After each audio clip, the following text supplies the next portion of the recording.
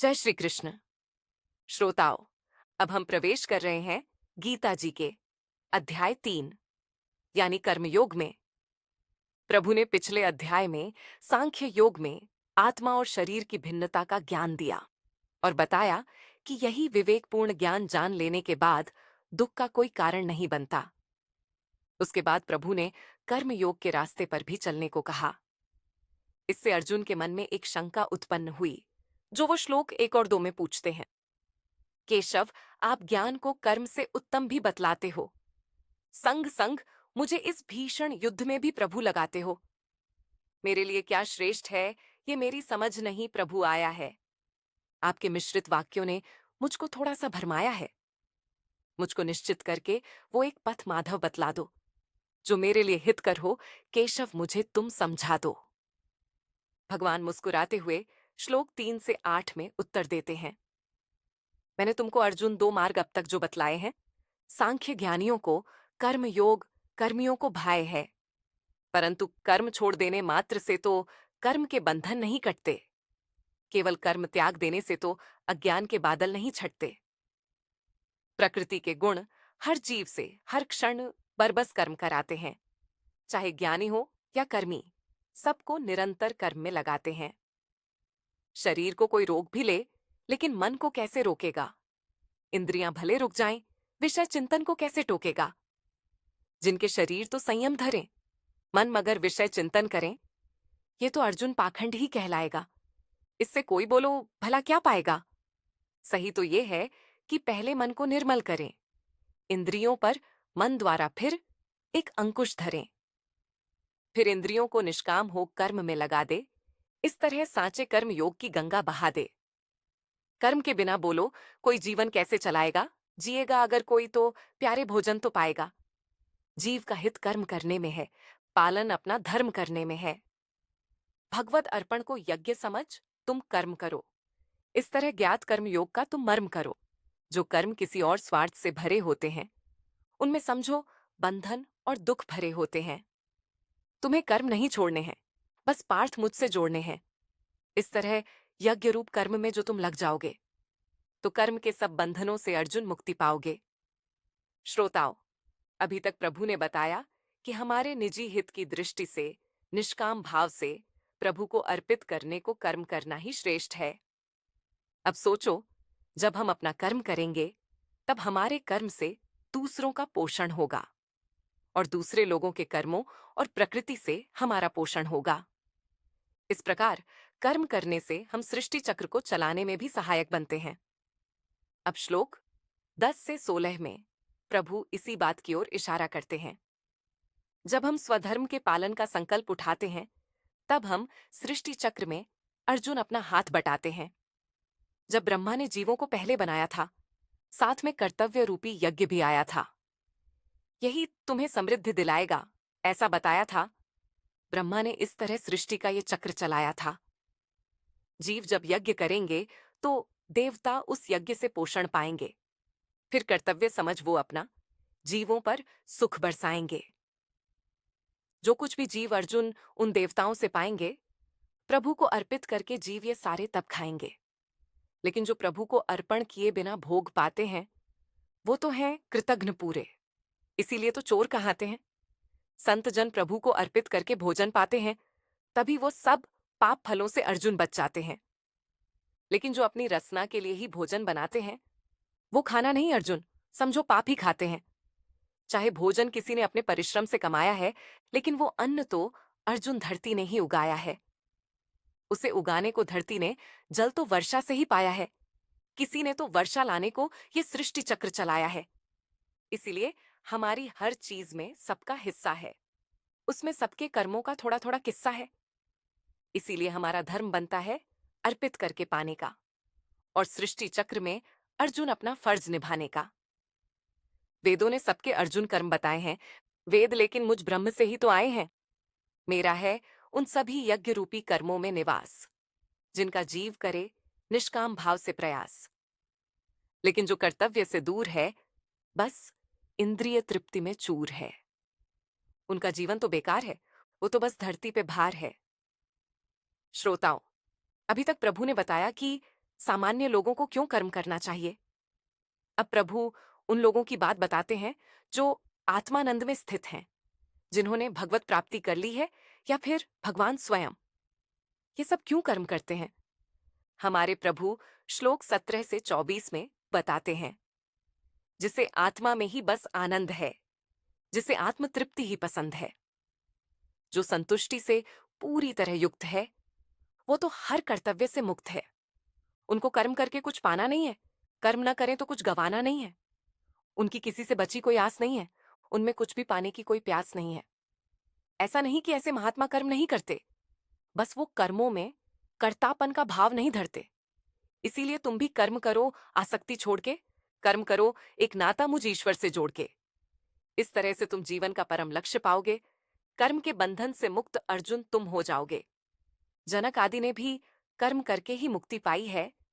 लोक कल्याणार्थ भी तो कर्म करने में भलाई है, क्योंकि श्रेष्ठ पुरुष जो आचरण करते हैं, सामान्य उनका ही तो अनुकरण करते हैं। मेरे लिए तीनों लोक में कोई कर्तव्य नहीं शेष, फिर भी मैं निरंतर कर्म करूं बिन राग और द्वेष। मुझे इस जग में अर्जुन कुछ भी नहीं पाना है, फिर भी कर्म करके जग को मार्ग दिखाना है। अगर ईश्वर ही कर्म करने में ना सावधानी करेगा, तो जग भी उसी तरह कर्म में आनाकानी करेगा। तो मैं इस संसार के पतन का कारण हो जाऊंगा, फिर धर्म संस्थापन बोलो पार्थ मैं कैसे कर पाऊंगा? श्रोताओं, प्रभु ने बता दिया ज्ञानी को कैसे कर्म करना चाहिए। परंतु अब जग कल्याण की दृष्टि से ज्ञानी उन लोगों को क्या कहे जो आसक्त होकर कर्म करते हैं? क्या वो उन्हें उनके आसक्त कर्मों से हटा दे? अब प्रभु श्लोक 25 से 29 में इसी विषय को स्पष्ट करते हैं। अज्ञानी जो कर्म करते हैं आसक्त होकर, ज्ञानी वही कर्म करे पर निरासक्त होकर। इससे अज्ञानी को भी ये कला आ जाएगी, ज्ञानी को देखकर निरासक्ति सी छा जाएगी। ज्ञानी को कभी भी अज्ञानियों को भरमाना नहीं है, कर्म से उन्हें किसी हाल भी अर्जुन हटाना नहीं है, बल्कि खुद कर्म करके उन्हें भी कर्म में लगाना है। इस प्रकार सृष्टि चक्र चलाने में अपना हाथ बटाना है। प्रकृति के 3 गुण ही जगत में अर्जुन सब काम करते हैं। जीव अहंकार के कारण कर्तापन का झूठा दम भरते हैं, लेकिन ज्ञानियों ने ही ये सच्चाई जानी है। गुण ही गुणों में बरत रहे, ये बात मानी है। इससे उन्होंने आसक्ति से मुक्ति पाई है, कर्म बंधन काटने की मानो युक्ति पाई है। लेकिन अज्ञानी लोग जो गुणों से ठगे हुए हैं, आसक्ति पूर्वक ही सही कर्मों में लगे हुए हैं। ज्ञानी को चाहिए कि उन्हें कर्मों से हटाए ना, भ्रमित करके उन्हें कभी अकर्मण्य बनाए ना। अब श्लोक 30 से 35 में प्रभु अपना स्पष्ट निर्णय देते हैं, जो कि अर्जुन ने अपने प्रश्न में मांगा था। सब कर्म मुझे ही अर्पित कर दो, मन अर्जुन मेरे चरणों में धर दो, फल की आशा छोड़ दो, ममता से मुख मोड़ दो। अब मन से सारी चिंता और संताप हटा लो तुम। उठो, इस धर्म युद्ध में अपना धर्म निभा लो तुम। जो मेरे उपदेश को श्रद्धापूर्वक अपना लेगा, वो कर्म बंधन से छूट मुक्ति अर्जुन पालेगा। जो इस उपदेश में दोष देखे, उसे तुम मूर्ख ही मानो, वो विवेकहीन तो नष्ट ही हो गए। अर्जुन ऐसा जानो।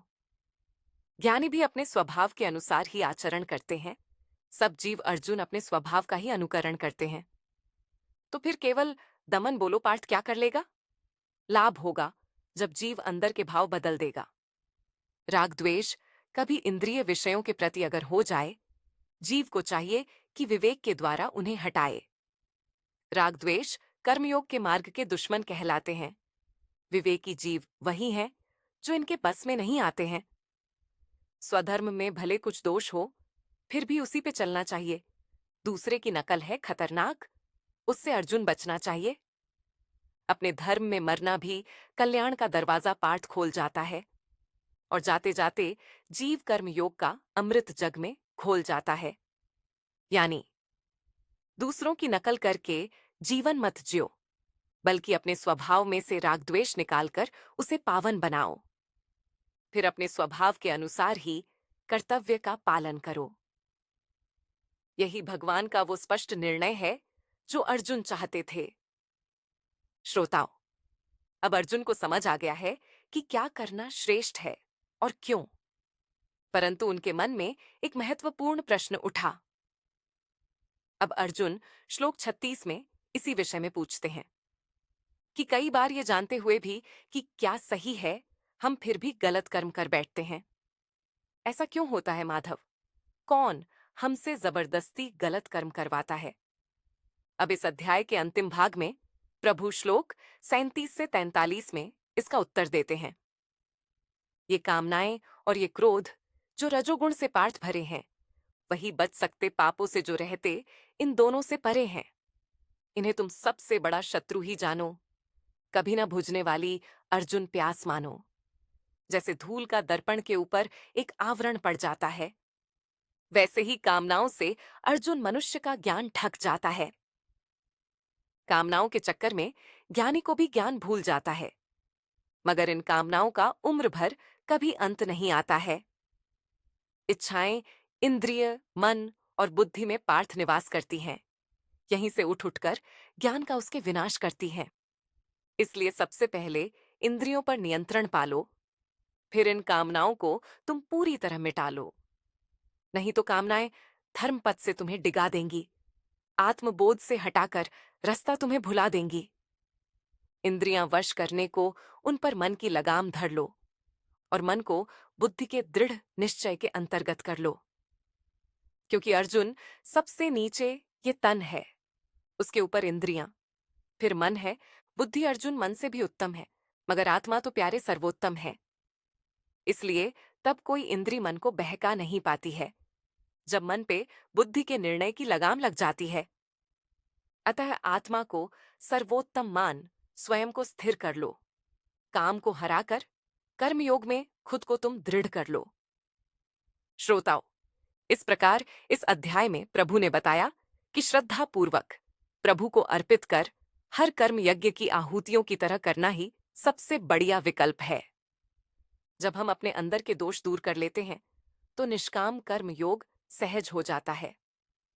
तो यह था गीता जी का तीसरा अध्याय, कर्म योग।